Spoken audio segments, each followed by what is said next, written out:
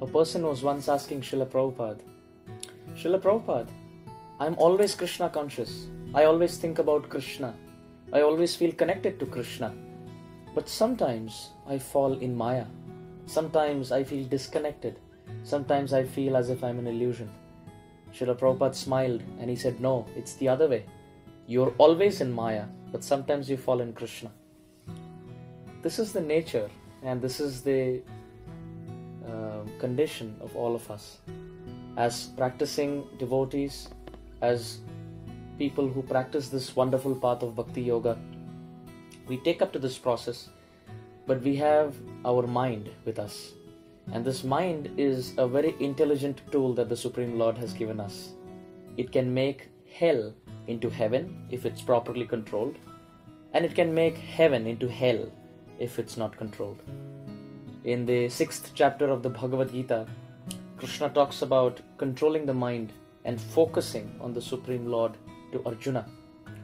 And Arjuna tells Krishna very humbly, very honestly, that if you tell me to control the raging wind, I can try, but controlling the mind is out of question.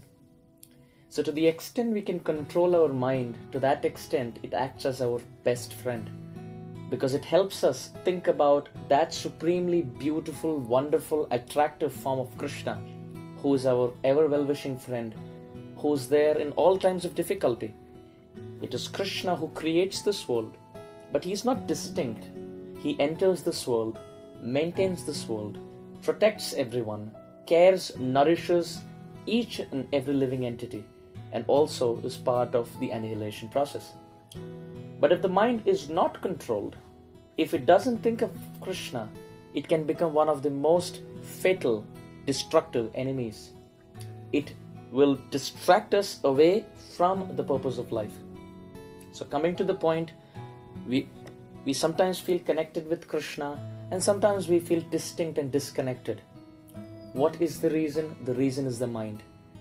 Depending on what type of surrounding, depending on what type of association and environment we provide the mind or the mental state to resonate with, depending on that, the mind gets influenced. So if you give the mind proper association, if you give the mind proper food for thought every single day, by proper reading of the Bhagavad Gita and other books of Srila Prabhupada, by associating with like-minded devotees who are interested in gaining and achieving the same goal as ours, that is to be happy in Krishna consciousness in this human form of life, then the mind can be really calm and in equilibrium. Such a controlled, properly situated, equipoised mental state helps us to always be in connection with Krishna. But when the mind is restless and agitated, we feel disconnected. So how can we understand this whole thing in a nutshell? Be with people who get you close to Krishna. So be close to people who get you close to Krishna, and in this way you always get close to Krishna and you be in connection with Krishna. However, 100% success is not possible because we are still learning and practicing. But when the going gets tough, the tough gets going.